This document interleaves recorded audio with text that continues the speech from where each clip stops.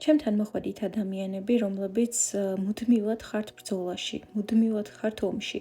ხან საკუთარ თავს ებრძვით, ხან სხვას ებრძვით, ხან ცხოვრებას ებრძვით. რაღაცნაირად ძალიან დიდი ხანია დაგავიწყდათ საკუთარი შინაგანი სამყარო და ჰარმონიაში ყოფნა შენს თავთან და სამყაროსთან, ხო? და აქ ჩანს, რომ გადაჭარბებულად შეიძლება იცავდე თავს და იბრძოდე იმისთვის, რასაც რეალურად ბრძოლაც კი არ სჭირდება. თუ შენზე რეზონირდა ეს ინფორმაცია, მაშინ გააგრძელე ყურება.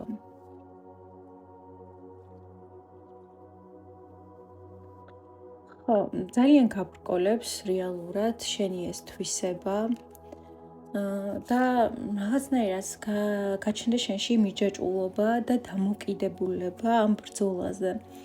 თავიდან თითქოს შენ ეს ბრძოლა წამოიწყეს საკუთარი თავის დაცვისთვის, საკუთარი ენერგიის დაცვისთვის, მაგრამ შემდეგ უკვე ცხოვრება გახდა ბრძოლა შენთვის და შენი ბედის წერაა თითქოს ბრძოლა, ხო?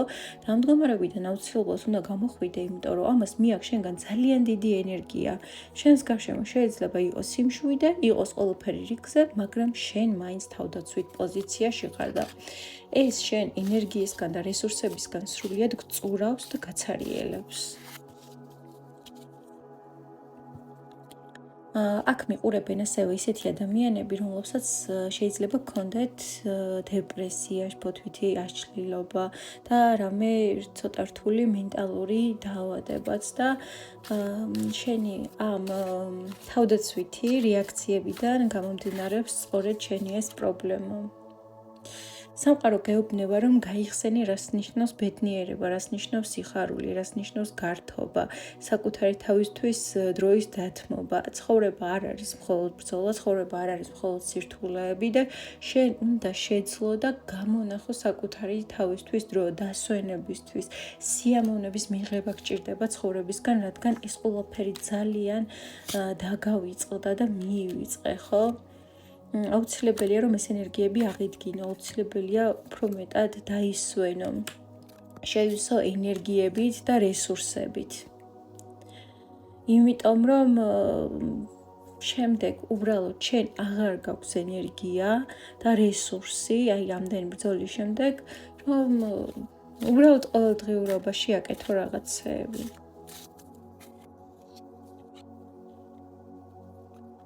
შენს გარშემო არიან ადამიანები, რომლებსაც შეუძლიათ მხარი დაგიჭირონ. გააზიარე შენი ემოციები და თუ დახმარება გჭირდება, აუცილებლად ითხოვე დახმარება და ამ დახმარებას მიიღებ. დიდი ცვლილებები გჭირდება ახლა შენს ცხოვრებაში და ეს დიდი ცვლილებები გადაგიყვანს შენ იმპერატრიცას ენერგიაში. თუ აქ მიყურებენ ქალები,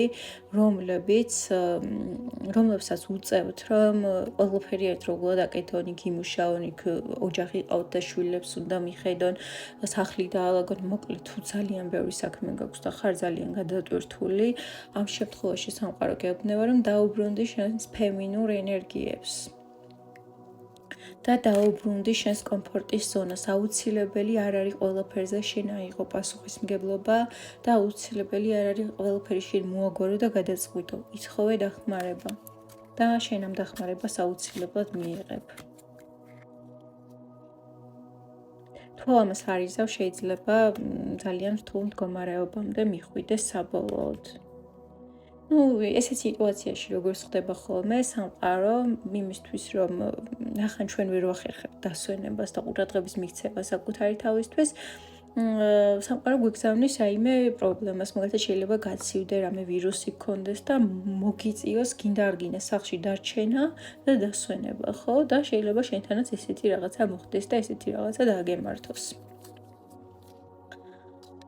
იმუნიტეტი, როცა ადამიანი იღლება ზოგადად უსუსტდება იმუნიტეტი და იმუნიტეტი რო სუსტდება, მერე მარტივად ერევა ხოლმე დაავადებები და გინდა არ გინდა მოუწევს დასვენება და ენერგიის აღდგენა.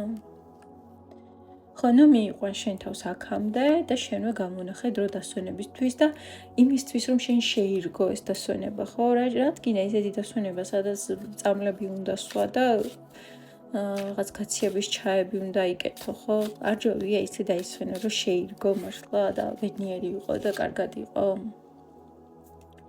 ხო, ანუ აქ სამყარო გეუბნება, რომ შენ გაქვს საკმარისი რესურსი, ფინანსური და საკმარისად სტაბილურად ხარ ემოციურადაც, გარშემოც ყავს ადამიანები, ვისაც შეუძლია დახმარება და რატო იკლავ თავს?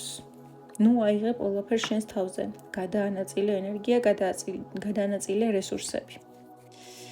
მოკლედ, სულ ეს იყო ის, რისით მინდოდა ამ გაშლის განმავლობაში. თუ დაგჭირდა კითხვები, რომელზეც პასუხი ვერ გაგეცი, მაშინ გელოდები პირად სესიებზე.